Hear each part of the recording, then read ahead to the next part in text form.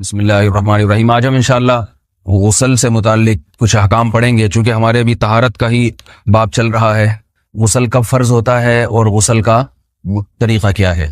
رسول اللہ صلی اللہ علیہ وسلم نے فرمایا ان اللہ لا یستحی من الحق، اللہ تعالی حق بات کو بیان کرنے سے حیا نہیں کرتے۔ تو غسل کے جو مسائل ہیں ان میں بھی بعض دفعہ کچھ ایسی باتیں آتی ہیں جو بظاہر حیا کے خلاف ہیں، لیکن علم کی ایک بات ہے، سیکھنے اور سکھانے میں حیا اگر کریں گے تو پھر ظاہر ہے ساری زندگی جاہل ہی رہے گا انسان۔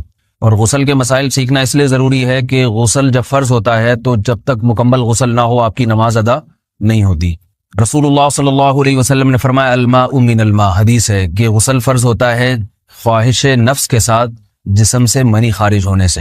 مرد پہ غسل کب فرض ہوگا؟ جب اس کے جسم سے شہوت کے ساتھ منی خارج ہو۔ منی بالکل سفید رنگ کی چیز ہے، ایک ہوتی ہے مزی۔ شہوت پیدا ہونے سے اگر کسی کے مرد یا عورت کے صرف رطوبت خارج ہونا شروع ہو گئی اس سے غسل فرض نہیں ہوتا۔ جب تک مکمل شہوت پوری نہیں ہو جاتی اور مادہ منویہ خارج نہیں ہو جاتا، چاہے احتلام کی صورت میں ہو یا کسی بھی طرح سے ہو۔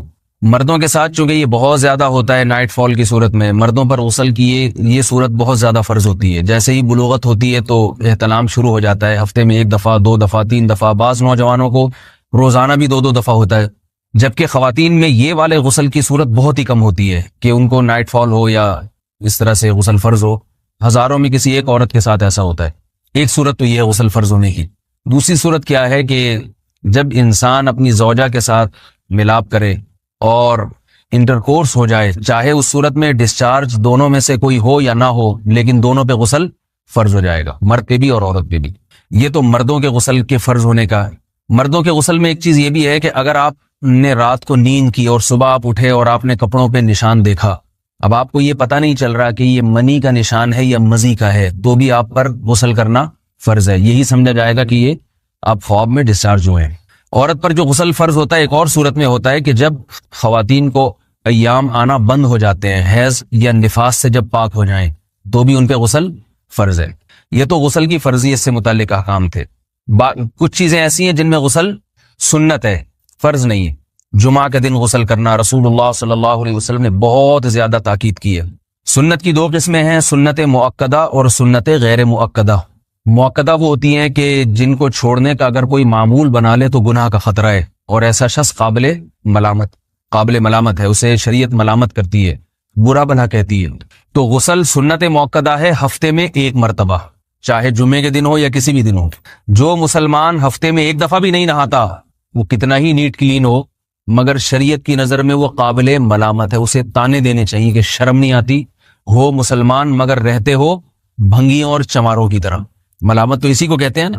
اس کی دلیل رسول اللہ صلی اللہ علیہ وسلم نے فرمایا، صحیح حدیث ہے، حق علی کل مسلم ان یغتسل کل اسبوع مرۃ، کہ ہر مسلمان پر لازم ہے کہ وہ ہفتے میں کم از کم 1 مرتبہ غسل کرے۔ ہر مسلمان پر لازم ہے، چاہے اس پہ غسل فرض نہ بھی ہو۔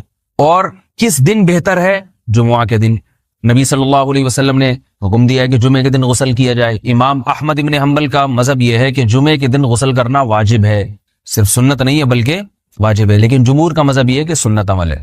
غیر مسلم جب اسلام قبول کرتا ہے تو اس وقت بھی اس کے لیے غسل کرنا سنت ہے۔ جب ہم مردے کو نہلاتے ہیں تو جو مردے کو نہلائے اس کے لیے بھی خود غسل کرنا افضل ہے، سنت عمل ہے۔ عید کے دن غسل کرنا سنت عمل ہے۔ تو یہ وہ تمام مواقع ہیں جن میں غسل کرنا رسول اللہ صلی اللہ علیہ وسلم کی سنت ہے۔ غسل کا طریقہ کیا ہے؟ غسل میں 3 چیزیں فرض ہیں، منہ بھر کے قلی کرنا، ناک میں پانی ڈالنا کہ ناک کی جو نرم جگہ ہے یہ اچھی طرح تر ہو جائے، اور پورے جسم پہ 1 مرتبہ پانی بہا دینا کہ جسم میں بال کے برابر جگہ بھی خشک نہ رہے۔ یہ تو ہے فرض، یعنی یہ کام کسی نے کسی بھی طرح سے کر لیا تو غسل ادا ہو جائے گا، چاہے اس کی نیت غسل کی تھی یا نہیں تھی۔ کوئی آدمی چلتا ہوا جا رہا ہے، پھسل کے تالاب میں گر گیا، پورے غوطے کھا کے باہر نکلا، قلی کر لے اور ناک میں پانی ڈال لے تو غسل اس کا ادا ہو جائے گا۔ البتہ چونکہ نیت نہیں تھی لہذا غسل کا ثواب نہیں ملے گا، ثواب نیت کے بغیر نہیں ملتا انسان۔ دلائل اس کے الگ موضوع ہے کہ اس کی دلیل کیا ہے کہ بغیر نیت کے بھی غسل ہو جاتا ہے، لیکن میں نے بتایا دلائل کا سیشن نہیں ہے، اس میں پھر بات لمبی ہو جائے گی۔ تو یہ تو ہے فرض، پورے جسم پہ پانی بہانا، کلی اور ناک میں پانی۔ سنت طریقہ کیا ہے؟ رسول اللہ صلی اللہ علیہ وسلم غسل کیسے کرتے تھے؟ سنت طریقہ جس پہ جو اختیار کرنا چاہیے وہ طریقہ یہ ہے کہ جب آپ غسل کے لیے بیٹھیں تو سب سے پہلے وہ جگہ دھوئیں جہاں نجاست اور ناپاکی لگی ہوئی ہے. نائٹ فال ہوا, کسی کو احتلام ہوا, تو جہاں جہاں گندگی لگی ہے پہلے اس جگہ کو دھوئیں. استنجا کریں, شرمگاہ کو دھوئیں اچھی طرح. سمجھ رہے ہیں بات کو؟ اس کے بعد ہاتھ دھوئیں اور مکمل وضو کریں جیسے ہم عام حالات میں وضو کرتے ہیں. مکمل وضو کرنے کے بعد دائیں کندھے پہ پانی ڈالا, لیفٹ سائڈ پہ پانی ڈالا. پہلے زمانے میں تو چلو سے غسل ہوتا تھا, ہاتھ دھو لیے تو اب چلو سے پانی لے کے یہاں ڈالا جا رہا ہے, چلو سے پانی لے کے یہاں ڈالا جا رہا ہے, پورے جسم پہ ملا جا رہا ہے, اور چلو سے پانی لے کے 3 دفعہ سر پہ ڈالا جا رہا ہے. تو آج کل چلو الو تو ہے نہیں, شاور کے نیچے جا کے کھڑے ہو جاتے ہیں. تو اس میں یہ کہ شاور کھولے اس میں کھڑے ہو جائیں, سارے چلو اس میں خود بخود ہی ہو جائیں گے, پورے جسم پہ پانی بہہ جائے گا. نبی صلی اللہ علیہ وسلم کے دور میں یہ جدید چیزیں نہیں تھیں, شیمپو اور صابن. تو آپ صلی اللہ علیہ وسلم بیری کے پتوں سے غسل کی ترغیب دیا کرتے تھے. بیری کے پتوں کو اگر پانی میں پکایا جائے تو پانی میں میل کچیل صاف کرنے کی صلاحیت بہت بڑھ جاتی ہے. ہمارے زمانے میں اس تکلف کی ضرورت نہیں ہے, صابن ملتے ہیں اس سے نہایا کریں. بہرحال کہنے کا مقصد یہ آپ لوگوں سے, تو یہ سنت طریقے سے غسل ہو جائے گا آپ کا. سمجھ رہے ہیں بات کو؟ سب سے پہلے استنجا کیا, اس کے بعد وضو کر لیا, اس کے بعد غسل کر لیا. اگر کسی نے غسل میں وضو نہیں کیا اور ویسے ہی پورے جسم پہ پانی بہا دیا تو بھی اس کا وضو خود بخود ہو جائے گا. اس غسل سے وہ نماز پڑھ سکتا ہے, کیونکہ بعض لوگ غسل کرنے کے بعد دوبارہ وضو کر رہے ہوتے ہیں. اس کی ضرورت نہیں ہے, کیونکہ جب غسل کرتے ہیں تو وضو والے اعضاء تو خود بخود اس میں دھل جاتے ہیں. یہ ہے غسل کا طریقہ. وضو کیسے ٹوٹتا ہے؟ جن چیزوں سے غسل فرض ہوتا ہے ان چیزوں سے وضو تو بہرحال ٹوٹتا ہی ہے. اس کے علاوہ بھی وضو ٹوٹتا ہے. اس سے پچھلے لیکچر میں نے کچھ تفصیل بتائی تھی کہ نجاست جسم سے کہیں سے بھی خارج ہو جائے یا نجاست نکل کے بہہ پڑے. اگر قضاء حاجت کی جگہوں سے نجاست خارج ہوئی ہے تو نظر بھی آ جائے وضو ٹوٹ جائے گا, اور قضاء حاجت کے علاوہ جگہوں سے اگر نجاست خارج ہوئی ہے, خون وغیرہ ہے جیسے, تو جب تک نکل کے بہے گا نہیں تو اس وقت تک وضو نہیں ٹوٹے گا. سمجھ رہے ہیں بات کو؟ وضو کا طریقہ کیا ہے؟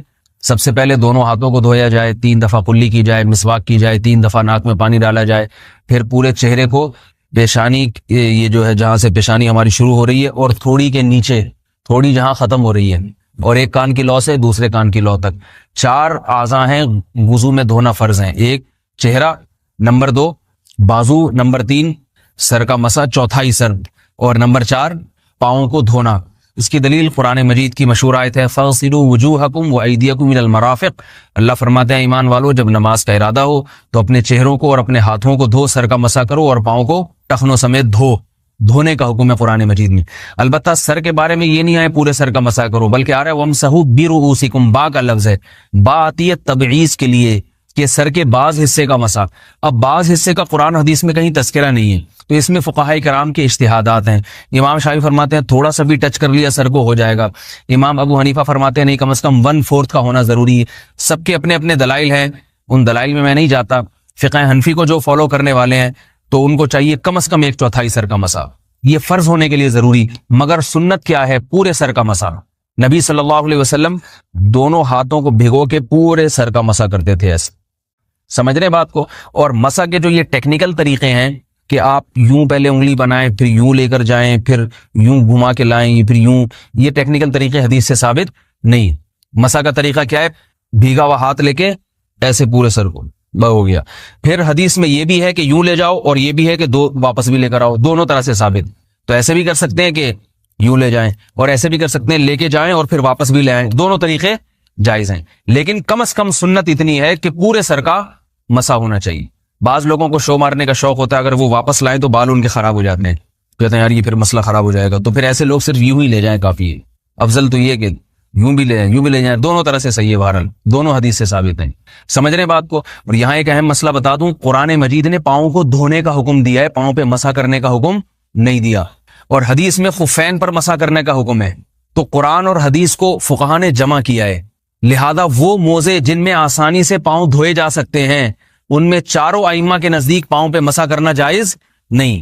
سعودی عرب میں جو بعض سلفی حضرات اور یہاں ہمارے ہاں بھی اہل حدیث حضرات نے عام موزوں پر بھی جو مسا کی ایک روایت ڈال دی ہے, اسلاف میں, تابعین, تبع تابعین میں اور چاروں ائمہ کے مذاہب میں اس کا ثبوت نہیں ملتا. اگر اسلاف میں کوئی قائل بھی ہے تو ایک شاذ قول, اکا دکا قول ملتا ہے, ورنہ یہ ائمہ اربعہ کے مذہب کے خلاف ہے. اور جو احادیث جو نقل ہوتی ہیں صحیح سند کے ساتھ ان کے بھی خلاف اور قرآن کی آیت کے بھی خلاف ہے. اس لیے کسی نے عام ساکس پہ اگر مسا کر لیا، جو عام طور پہ آفس پہن کے جاتے ہیں لوگ، اس میں تو پاؤں، آپ اگر ساکس کو پانی کے نیچے رکھیں پورا پاؤں دھل جائے گا آرام سے. تو وہاں کیا ہو رہا ہے کہ قرآن مجید کے حکم کی مخالفت لازم آ رہی ہے، آپ پاؤں دھو نہیں رہے. تو اس لیے ہم یہ سمجھتے ہیں کہ اس صورت میں نماز ادا نہیں ہوگی. سعودی عرب میں بعض سلفی حضرات نماز پڑھاتے ہیں، وہ ایسے ہی کرتے ہیں کہ عام ساکس پہ مسا کر کے نماز پڑھا لیتے ہیں.